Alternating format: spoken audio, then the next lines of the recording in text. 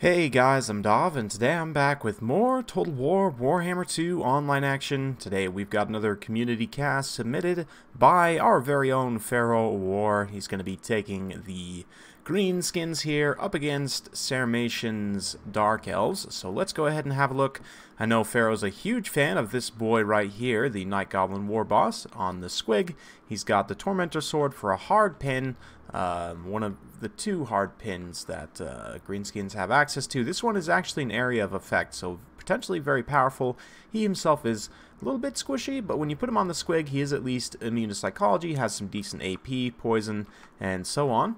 Got a Doom Diver and the Hammer of Gork already opening up shots on some, looks like we've got a line of Corsairs here, Harpies, Lokir Fellheart up on his dragon. We've got two Repeater Crossbows, Slaanesh Harvesters, Sisters of Singing Doom, two Cold One Knights, and a Sorceress Lore of Death. The rest of the Greenskins army, we've got Gobos up front, Black Orcs in the center, Savage Orcs out to the flanks, some Biggins as well. We've got some Squig Hoppers, Skulkers, and yeah, the Loonies in the back there.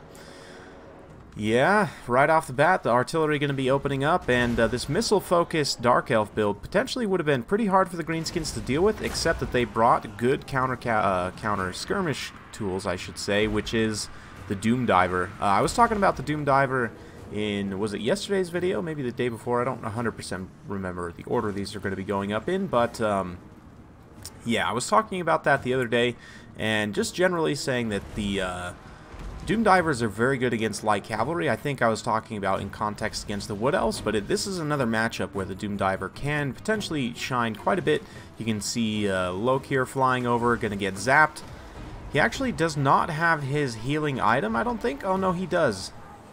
Yeah, he does. He has the Helm of the Kraken, so he is going to be regenerating here, and the Spider Riders, the Spider Rider Archer line here are going to do a ton of damage potentially. He's going to have to be careful, but you can see Pharaoh just using the goblins to kind of stand around out front, soak up damage as the Corsairs get wrecked by the artillery here. And, I mean, Sarmation probably wants to try and push forward, maybe use these Cold One Knights or the Slaanesh Harvesters to try and just sweep them off the field real quick. Looks like Lokir might be going for a quick terror route, but he keeps getting zapped, keeps getting shot at, has taken way too much damage at this point, so we'll see. Bounce power starting to tip already slightly in the favor of the Greenskins, but the Dark Elves still have plenty of tools on the table. You can see that the cavalry starting to mobilize here. The Sisters of Singing Doom going to come in as well.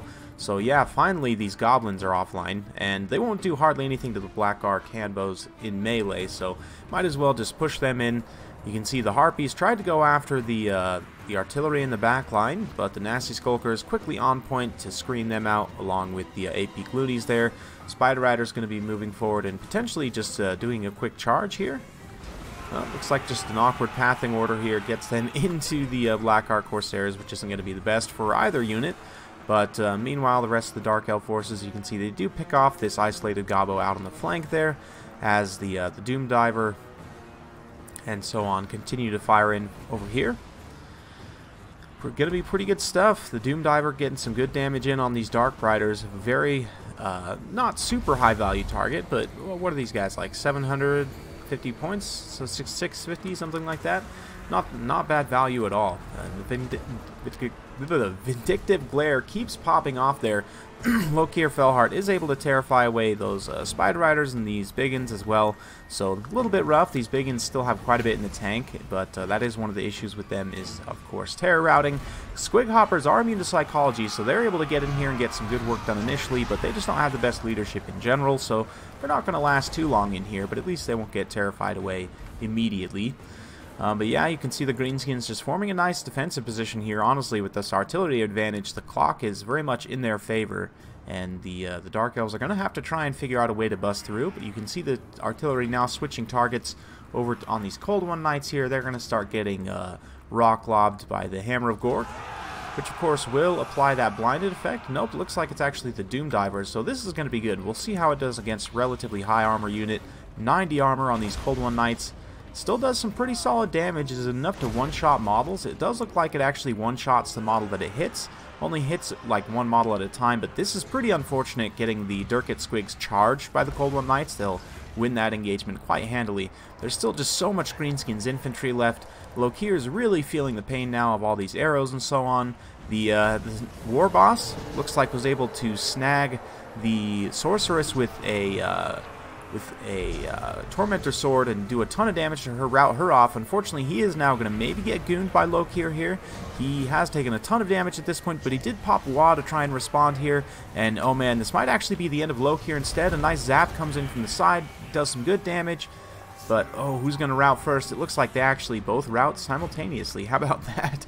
But, of course, with the superior ground forces and missile support of the Greenskins, Lokir is probably going to go down here. Does get caught by that smoke bomb on the very tail end of just about to take off. So he did get back up in the air, but he's going to be slowed significantly. So these Spider Riders can potentially finish him off. Maybe one more zap from the Night Goblin Shaman would do the trick. But at this point, Sisters of Singing Doom are coming in. They should be able to clean up these Orc Biggins relatively well. Maybe terrify them away and push through. But I mean, there's still more Black Orcs, basically untouched, and Savage Orcs here. So yeah, it's more or less over for the Dark Elves at this point. And yeah, Pharaoh had said when he sent this replay to me that Lokir didn't actually bring his item, but it looks like he did. And just despite that, took way too much damage from missile fire in general. You can see, yeah, I mean, 80 armor, 25% missile resistance, but that +9 melee defense obviously doesn't help much, or at all rather, against missile fire. But yeah, the Biggins are terrified away here, so the Sisters of Singing Doom making one last push here for Kane and all that elfy goodness. Yeah, they're gonna do some nice decapitations of some boys here. That's the face of a boy who died doing what he loved, probably. But the Black Orcs are then going to come in and just start to mow them down.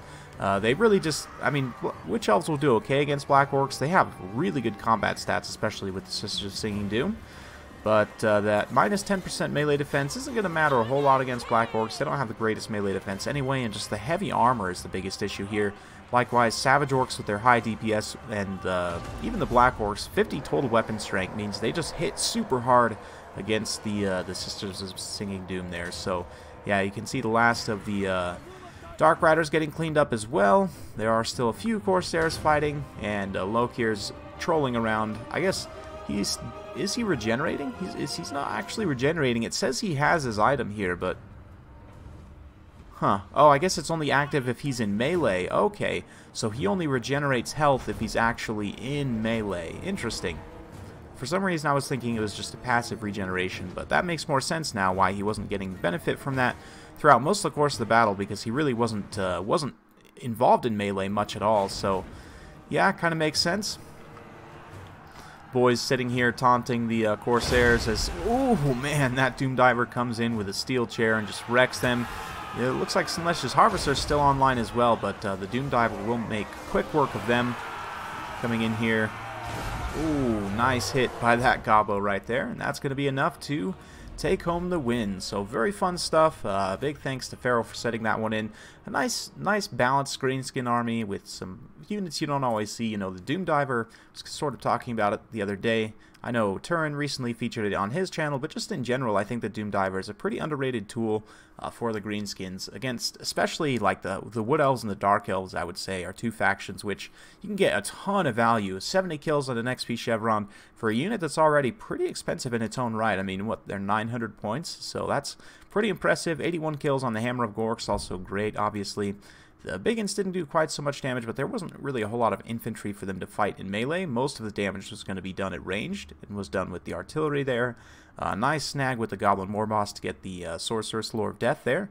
And yeah, Lokir did in fact have his item, but it's a conditional melee recharge, or regeneration rather, so he does need to be fighting in melee to get the benefit of that regeneration, so that's maybe the reason why he didn't think that they had it. But anyway, 115 kills on the Slaanesha's Harvesters. When they finally were deployed there, they did end up getting a ton of kills. Blackheart Corsairs also got some high kill totals, but that was mostly just taking out goblins. The real meat of this Greenskins army was largely untouched, and I think Summation, you know, I kind of see what he was going for there, but just this army lacked a little bit in terms of meat and potatoes. It just really didn't have the numbers to compete with what Pharaoh had brought here with this Greenskins army. That is one of the benefits of the Greenskins, is they have just super cost-effective mid and low tier units.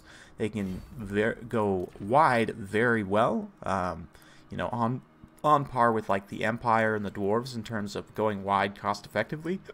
But yeah, excuse me, Doom Divers. Excellent against Elves, just in general, I would say. And yeah, the Night Goblin War Boss, always a fun pick to see him up on the Squig. I had sort of talked about him on foot against the Wood Elves, but against the Dark Elves, I can definitely see him using him on the Squig. You know, the Tormentor Sword, definitely good if you want to make him unbreakable and get a bit of extra charge bonus, which, I mean, he does already have a 65 charge bonus, which is pretty good. The Potion of Foolhardiness can be a nice little addition there.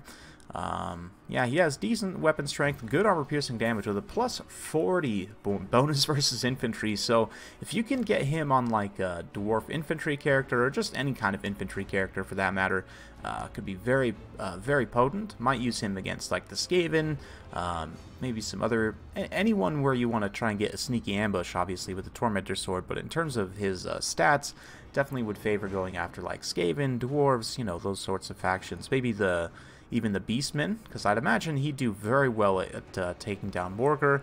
Although you don't know, with only 55 armor and 53 melee defense isn't bad, but 55 armor is really not amazing.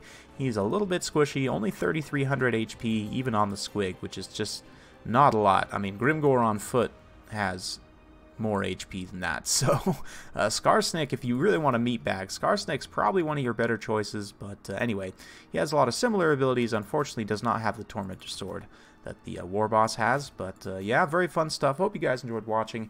If you do like this sort of content, be sure to like, subscribe, hit that bell notification button, so every time I upload a new video, you'll be notified. Thanks again for watching, and we'll see you next time.